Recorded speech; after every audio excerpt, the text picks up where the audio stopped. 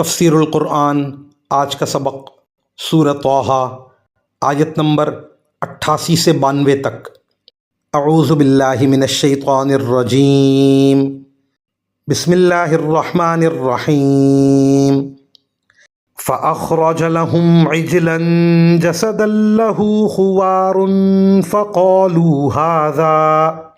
فقالوا هذا إلهكم وإله موسى فنسي أفلا يرون ألا يرجع إليهم قولا ولا يملك لهم ضرا ولا نفعا وَلَقَدْ قَالَ لَهُمْ هَارُونُ مِن قَبْلُ يَا قَوْمِ إِنَّمَا فُتِنْتُمْ بِهِ وَإِنَّ رَبَّكُمُ الرَّحْمَنُ فَاتَّبِعُونِي وَأَطِيعُوا أَمْرِي قَالُوا لَن نَّبْرَحَ عَلَيْهِ عَاكِفِينَ حَتَّى يَرْجِعَ إِلَيْنَا مُوسَى قال یا ہارون ما منعک اذ رأیتہم ضلوا۔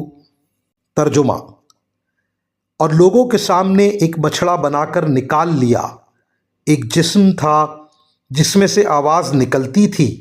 لوگ کہنے لگے کہ یہ تمہارا معبود ہے اور موسیٰ کا بھی معبود ہے، مگر موسیٰ بھول گئے ہیں۔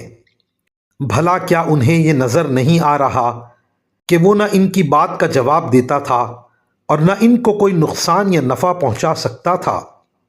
اور ہارون نے ان سے پہلے ہی کہا تھا کہ میری قوم کے لوگو، تم اس بچھڑے کی وجہ سے فتنے میں مبتلا ہو گئے ہو، اور حقیقت میں تمہارا رب تو رحمان ہے، اس لیے تم میرے پیچھے چلو اور میری بات مانو۔